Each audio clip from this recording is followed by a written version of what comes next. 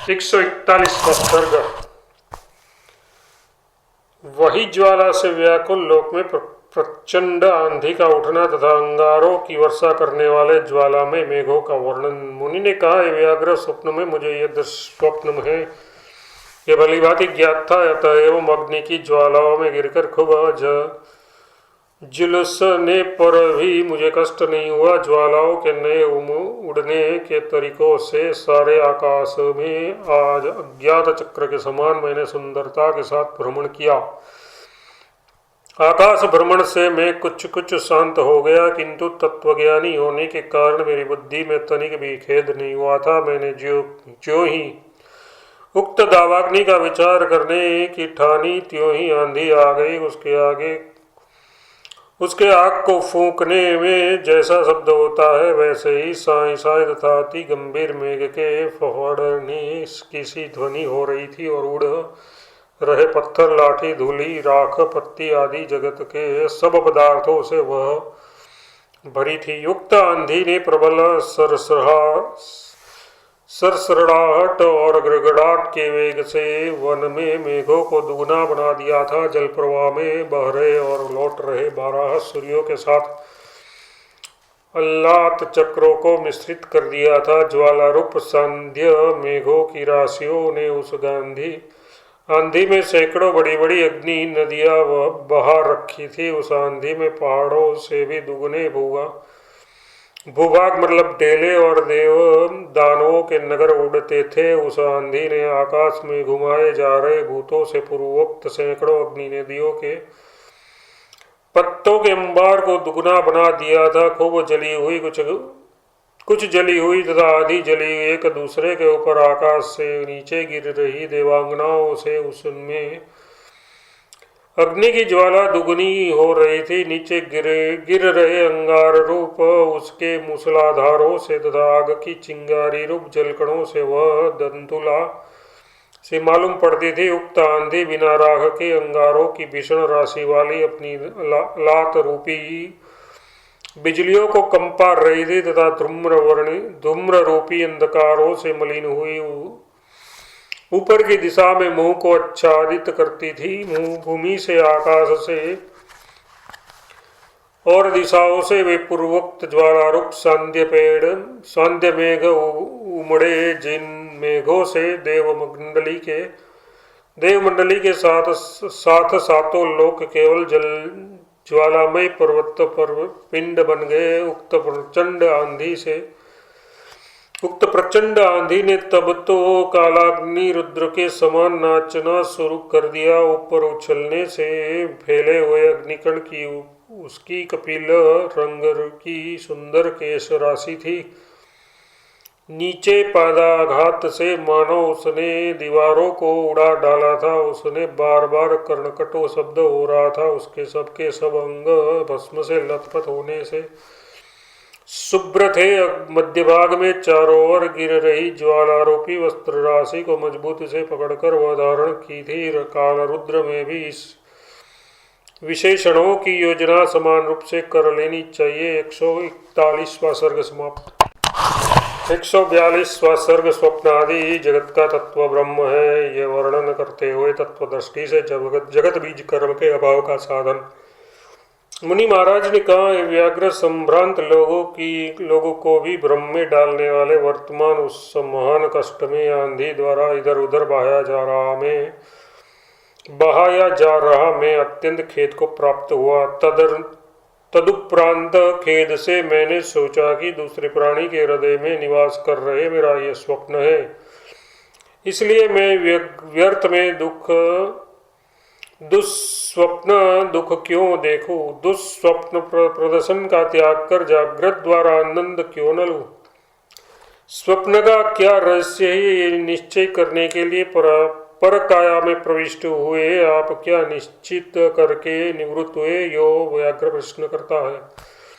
व्याघ्र ने कहा, है मुनि, स्वप्न का त्याग क्या होगा, इस स्वप्न का तत्व क्या होगा, इस प्रकार के संदेह की निवृत्ति के लिए आप उसके हृदय में प्रविष्ट हुए थे।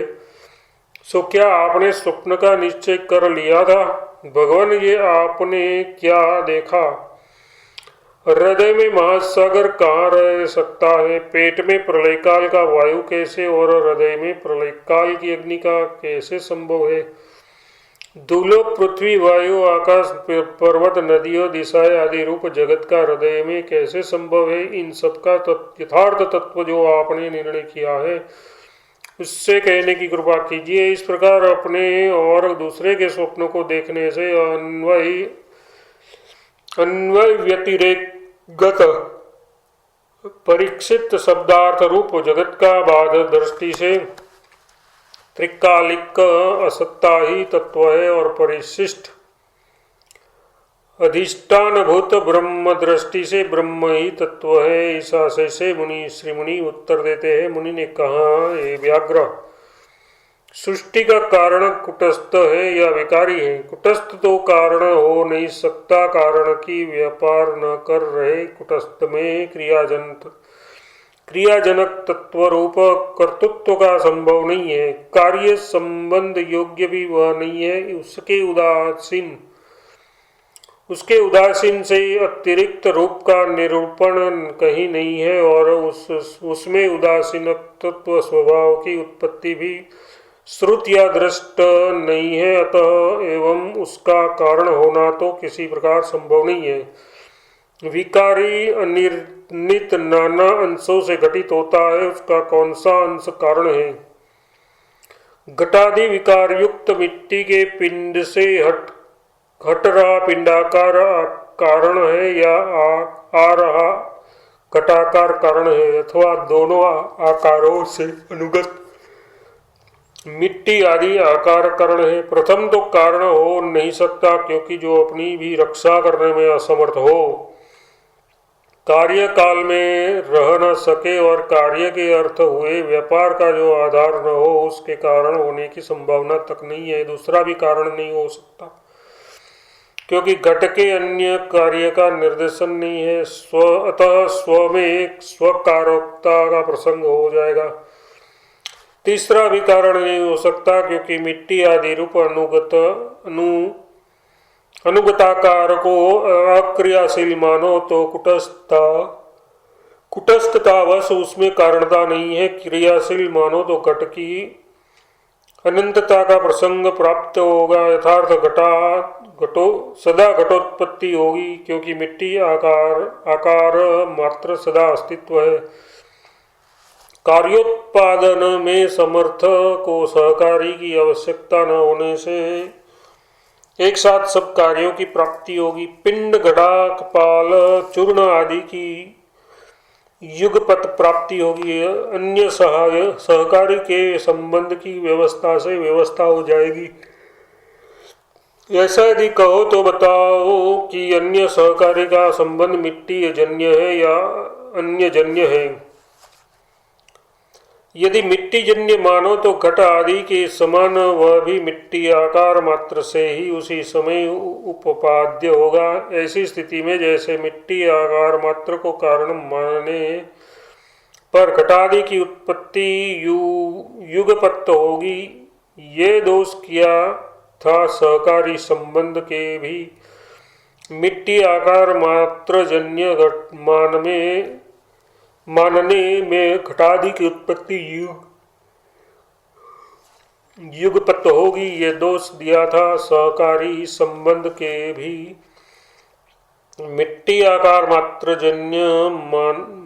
जन्य मानने में घटादि की उत्पत्ति युगपति होगी, क्योंकि मिट्टी आकार मात्र जन्य सहकारी संबंध के सदा रहने से मिट्टी की युगपत उत्पत्ति का प्रसंग ज्यों का त्यों रहा। इसीलिए सहकारी के संबंध से कोई व्यवस्था न हुई। यदि अन्य सहकारी संबंध मिट्टी से भिन्न से जन्य है तो मिट्टी भिन्न भी समर्थ्य से काल क्षेमाप्योगी। इसका न्याय से युगपत सर्व कार्य जनक है, इसीलिए प्रस्तुत सहकारी संबंध को भी उसने अपनी उत्पत्ति के बाद ही पैदा किया।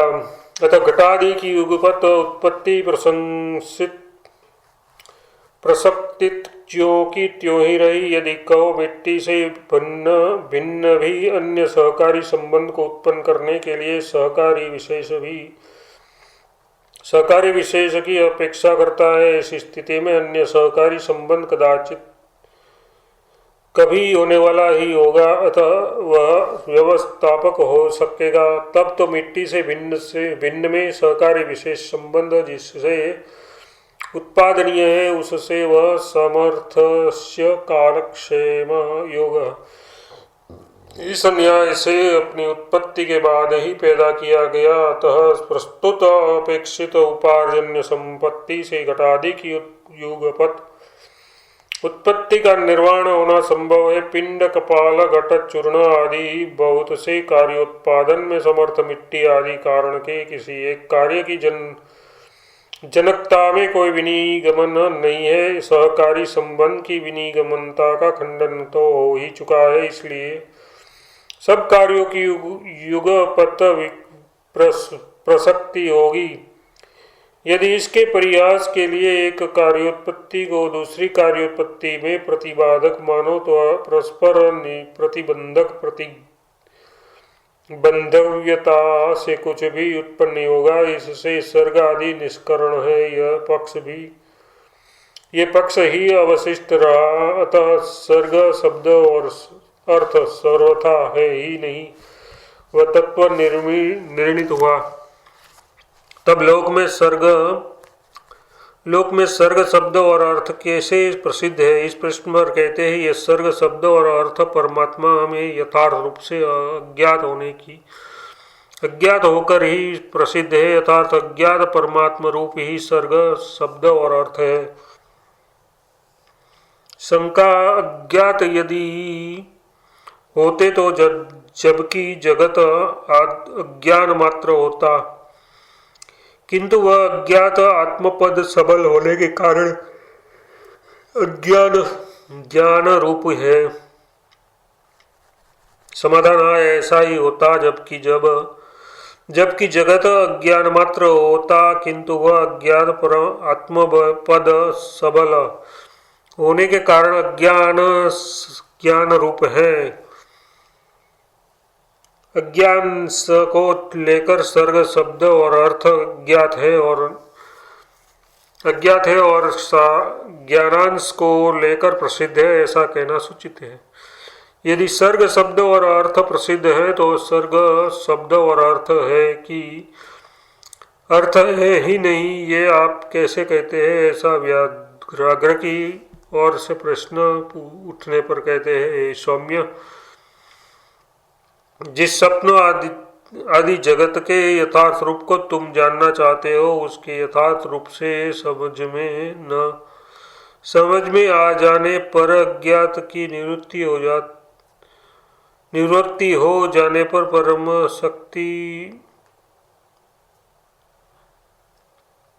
परम सिद्धांत रूप परम पवित्र ब्रह्म रूप में आरूढ़ होने के कार्य सर्ग संबंध और अर्थ ही नहीं है, ये वाक्य कहता हूँ। मूर्ख लोग की बुद्धि में जो सर्ग शब्द है और अर्थ का अतित्व बुद्ध मूल है, उसकी किसी प्रकार की भी संभावना होने से मुझे कुछ भी पता नहीं है।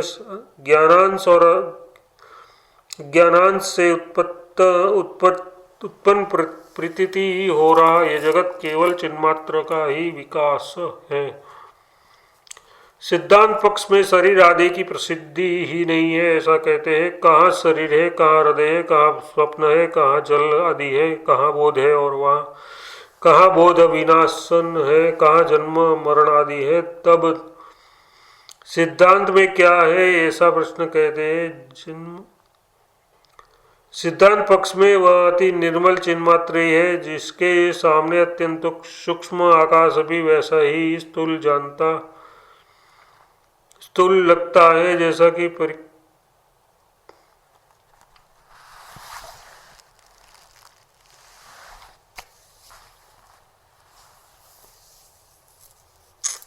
सिद्धांत पक्ष में वह अति निर्मल चिन्मात्र है, जिसके सामने अत्यंत सूक्ष्म आकाश भी वैसा ही स्थूल लगता है जैसा कि परमाणुओं के सामने पर्वत ईश्वर का और तत्वज्ञानियों का जगत दर्शन कैसा है, इस पर कहते हैं वह चिदाकाश चिन्मात्र स्वभावतः आकाश रूप अपने शरीर का कुछ विचार से तो जो चिंतन करता है उस आकाश को ही जगत रूप से जानता है, जैसे स्वप्न में एकमात्र चित्त का ही नगर रूप से भान होता है, वहां पर वास्तव में नगर आदि कुछ भी नहीं है, कुछ भी नहीं है। वैसे ही आकाशात्मा में शांत अखंड आभास इन चिन्ह मात्र का ही जगत रूप से भान होता है। शंका करके कहते हैं तब मेरी सदस्य अल्पज्ञों या अज्ञानियों की दृष्टि में जगत का भान कैसे होता है। समाधान, जैसे दृष्टि में तिमिर रोग होने पर वह जगत भान होता है, हमारी दृष्टि में तो जो माना भान है न प्रतीति जगत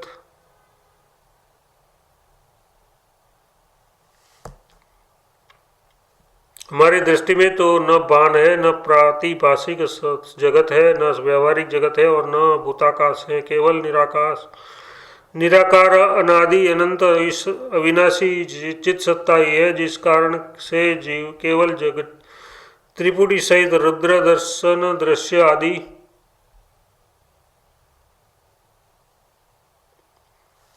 शुद्ध दृष्टा का ही बिना किसी कारण के नगर आदि के रूप में स्वप्न में भान होता है। ये स्वप्न में निर्णय किया गया है, उस कारण से मैं जागृत में भी कारण के अभाव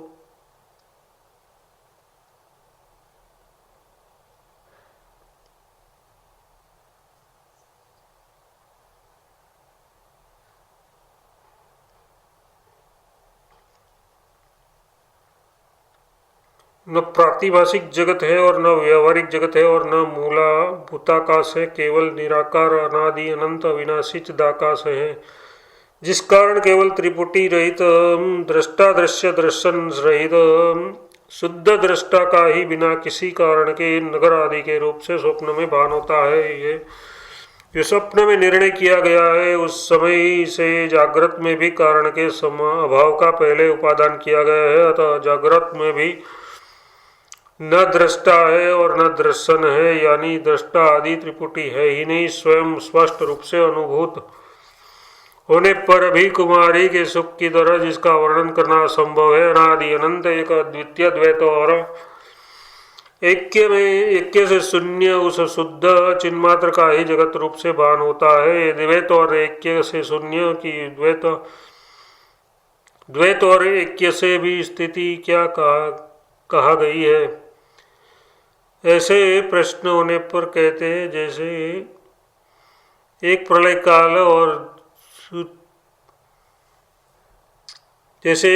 काल और सृष्टि का दोनों रूप से, अथवा जैसे बीज अंकुर पौधा पेड़ डाली पत्ती पल्लव और फल रूप से स्वयं ही चित्त स्थिर होता है, वैसे ही ब्रह्म भी सर्वात्मक द्वैत ऐक्य से युक्त है। वह तो ब्रह्म द्वैत और ऐक्य युक्त ही है। द्वैत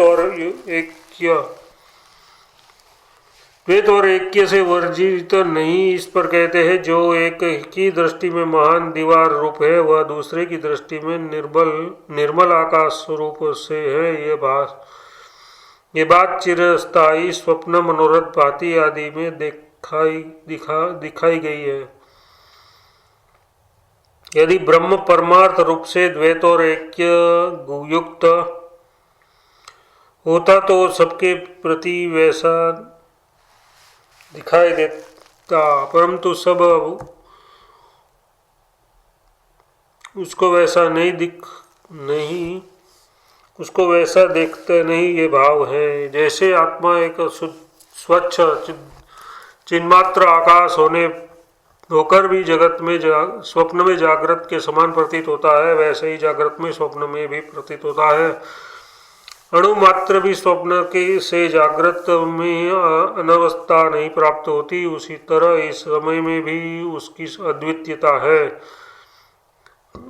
यदि प्रश्न हो कि प्रलय और सुषुप्ति में इसका जगत स्थिर नहीं रहता, इसलिए ये सदा एकत्व भाव है। ये कहते हैं केवल अदर्शन मात्र से जगत उस समय नहीं रहता, ये निर्णय नहीं किया जा सकता, और ऐसा नहीं, ऐसा कहते हैं। जैसे नेत्रों से अदृश्य वायु से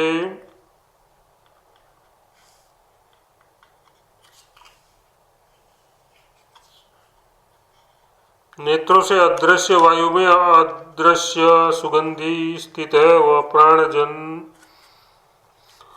प्राणज अनुभूति से प्रतीत होता है, वैसे ही अमृत होने से प्रतिघात के योग्य चिन्ह मात्र में अमृत जगत स्थित है।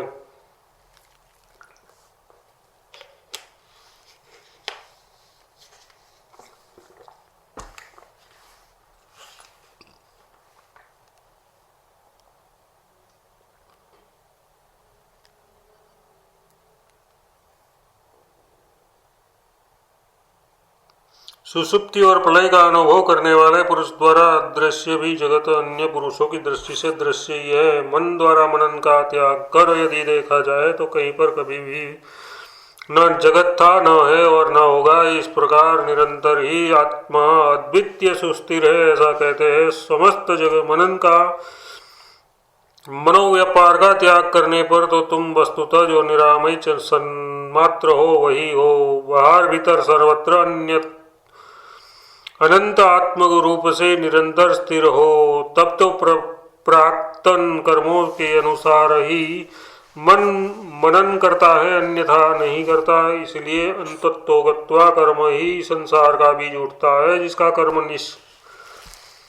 निश्चय रूप से नष्ट हो चुका है और उसका समस्त मन त्याग सिद्ध होता है। जैसा ऐसा समझ कर रहा व्याघ्र उस उक्त कर्म कितना है, जिस कितना नहीं है, योग पूछता है। भगवान यहाँ प्राक्तन कर्म कितना है और किनका नहीं है। जिनका प्राक्तन कर्म नहीं है, उसके प्राक्तन कर्म के बिना भी मनन त्याग कैसे होते हैं। जिसका अधिकार देखने वाले उपासना फल के अंतर्गत ही सहसिद्ध चतुष्टयम, इस न्याय से तत्वज्ञान स्वाभाविक उत्पत्तिकालीन ही है, उसका कर्म नहीं है, ऐसा मुनि उत्तर देते हैं। ब्रह्मा सनक कपिल आदि जो स्वयंभू अपने आप होने वाले सृष्टि के आदि में स्वयं भाषित होते हैं, वे ज्ञान मात्र देह वाले हैं। उनके जन्म और कर्म नहीं होते हैं। उन महात्माओं का न संसार है और न द्वैत है और न उनमें विविध कल्पनाएं ही है। विशुद्ध ज्ञान रूप देह वाले वे आत्मा होने के कारण ही सर्वात्मा है और सदा ज्यों को त्यों बने रहते हैं। कर्म शून्य वे महात्मा ब्रह्मा आदि कर्मवान के आत्मा कैसे है, ऐसी आशंका उपस्थित करने पर वह उस समय किसी का भी कर्म नहीं है, ऐसा कहते हैं। सृष्टि के आरंभ में वह यहाँ किसी का भी कर्म नहीं रहता। सृष्टि के आरंभ में ब्रह्मा ही इस तरह सृष्टि रूप से विकसित विकास को प्राप्त हुए होता है। जैसे सृष्टि के आरंभ में परब्रह्म रूपी ब्रह्मा आदि समस्त आदि भाषित होते हैं, वैसे ही सैकड़ों और हजारों अनन्य जीव भी भान को प्राप्त होते हैं। जिनकी दृष्टि से कर्म कर रहता है, उनको कहते हैं।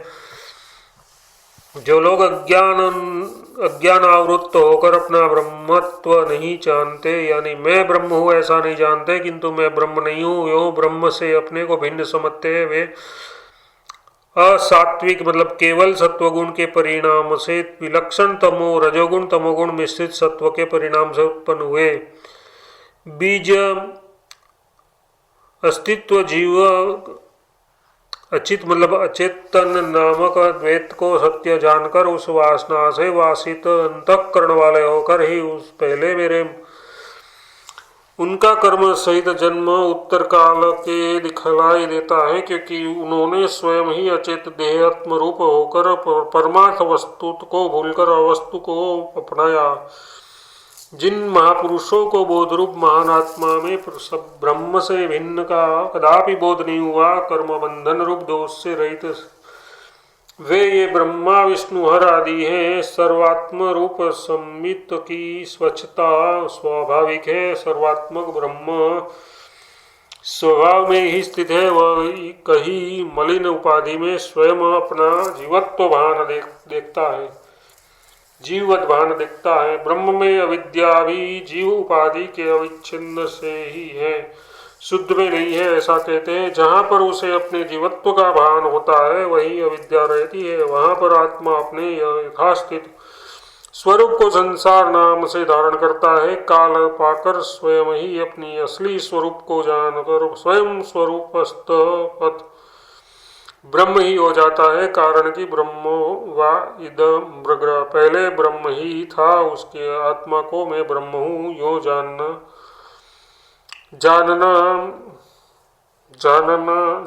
इससे वह सर्वात्म हो गया। और ब्रह्म वेद, जिसे ब्रह्मा का ज्ञान हो जाता है वह ब्रह्म ही हो जाता है। ब्रह्मविद ब्रह्मेव भवति इत्यादि श्रुतियाँ हैं। जैसे द्रव रूप होने से जल अपने अंदर आवर्त रूपता को, भंवर रूपता को मानो प्राप्त होता है, वैसे ही ब्रह्म भी चित्त होने से सर्वरूपता को मानो प्राप्त होता है। क्योंकि ब्रह्म का सर्ग स्वभाव है। यह सर्ग सृष्टि ब्रह्म भान है। ये सृष्टि ब्रह्म भान है, न स्वप्न है और न जागरण है। किसकी कौन सर्गता है तथा कौन किस प्रकार से अथवा कितने कर्म ही है। वास्तव में कर्म है ही नहीं, न अविद्या है और न सृष्टि बुद्धि है, किंतु स्वसंकल्पवश ये असत ही यो प्रथित होता है। सर्व शक्तिमान और सत्य संकल्प होने के कारण ब्रह्म ही सृष्टि भूतरूप कर्म और जन्म ऐसी कल्पनाएं करता हुआ स्वयं ही कल्पित पदार्थों के रूप से भाषित होता है। सृष्टि के आरंभ में किसी जीव के कर्म का संभव ही नहीं है। पीछे अविद्या में स्थिति की कल्पना के बाद चिद्रूप व जीव देह आदि द्वारा स्वकर्म को स्वयं निष्पन्न कर उसका भोग करता है। भला बताइए तो जल के भंवर का क्या शरीर है, क्या कर्म है। जैसे भंवर केवल जल ही है, वैसे जगत केवल ब्रह्म मात्र ही है। आदि में शुद्ध देखे गए मनुष्य का प्राक्तन कर्म नहीं होता है, वैसे ही सृष्टि के आदि में शुद्ध सात्विक शरीर में चिन्ह मात्र स्वरूप वाले जीवों के कर्म नहीं रहते। क्यों नहीं होते, इस पर कहते हैं सृष्टि के सृष्टि रूप से बल मूल होने पर प्राक्तन कर्मों की कल्पना होती है। उसके बाद ये जीव कर्मपाश से विवश होकर नाना योनियों में भ्रमण करते हैं। यथार्थ शुद्ध सात्विक शरीरों में कर्म इसलिए नहीं रहते कि उसकी सर्गता बद्ध मूल नहीं होती। जहाँ वह सृष्टि ही नहीं है, किंतु ब्रह्म ही इस प्रकार सृष्टि के रूप से स्थित है, वहाँ कर्म कहाँ। वे क्या अपना किसके कहने जा सकता है, वे क्या अथवा किसके कहे जा सकते हैं।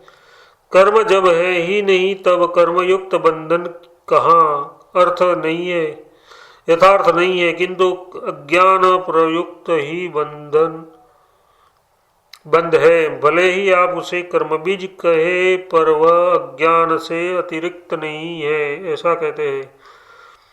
परमात्मा का जो स्वयं अपने स्वरूप का अपरिज्ञान है वह यह कर्म बंधन का कारण है। अपना परमात्मा स्वरूप जिसे ज्ञात है उसका वह कर्म नष्ट हो जाता है। इससे सिद्ध हुआ कि कर्म भी अविद्या रूप ही है। इसलिए ज्यों का ज्ञान प्रकर्ष होता है त्यों कर्म का क्षय होता है, ऐसा कहते हैं। ज्यों पंडित का ज्ञान बढ़ता है त्यों उसका बंधन में पड़ने वाला कर्म बराबर क्षीण होता है। केवल ज्ञान से वस्तु कर्म का नाश कैसे संभव है, ऐसी शंका उठने पर कर्म वस्तु ही नहीं है यो परिहार करते हैं। जिसका अस्तित्व ही नहीं है जो उसके नाश में कौन सी कठिनाई है। बंध परमार्थ के बिना परमार्थ के सिवा कुछ है ही नहीं। यथार्थ ज्ञानवश परमार्थ में वह कल्पित है। जब तक पांडित्य प्राप्त न हो जाए तभी तक में पतन नहीं होता। शुष्क तड़ांगदी पांडित्य का यहाँ पर कुछ भी उपयोग नहीं है। इसलिए निरंतर निर्मल ज्ञान से परिपूर्ण पांडित्य के लिए श्रवण मनन आदि प्रयत्न करना चाहिए। इसके सिवा दूसरे उपाय से आपका संसार भय कदापि शांत नहीं हो सकता। 142वां सर्ग।